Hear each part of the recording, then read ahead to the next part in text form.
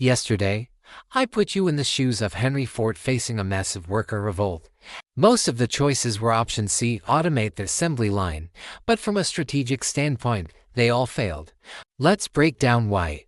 Option C, automation, was simply impossible in 1914. Robotics and advanced machinery capable of replacing skilled human hands just didn't exist yet. The technology wasn't even on the horizon. If Henry Ford had sat around waiting for robots to be invented, Ford Motors would have gone out of business long before they arrived. So, for those who chose C, you were about 50 years too early.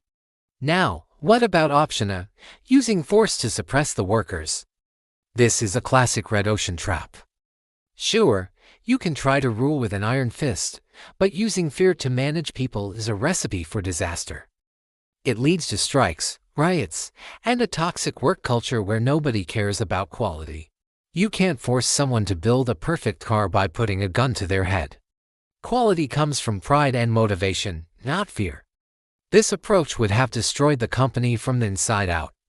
So, the correct, game-changing move was option B. On January 5, 1914, Henry Ford did something that shocked the entire world. He announced he was doubling wages to $5 a day. His competitors, the media, everyone called him crazy. They were convinced he was signing his own company as death warrant and predicted he'd be bankrupt within a year. But here's the brilliant lesson behind his decision. It's a concept now known as efficiency wage theory. Ford wasn't just being generous, he was being incredibly shrewd. Before the wage increase, worker turnover at his factory was a staggering 370%. Imagine having to retrain your entire workforce almost 4 times every single year. The costs were astronomical, by paying double the industry average. Turnover dropped to nearly zero overnight. The millions he saved on hiring and training new workers more than covered the cost of the raises. Plus, a new effect took hold. The best mechanics and factory workers from all over the country flocked to Detroit, all competing to work for Ford. He got his pick of the most skilled, most motivated workforce in the world.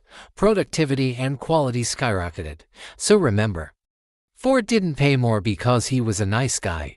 He paid more because it was actually cheaper than dealing with constant employee churn. It was a masterclass in turning a weakness into an unbeatable competitive advantage. That's the kind of strategic thinking we break down here every day. You won't want to miss it. Thanks for watching, and make sure you follow for the next episode.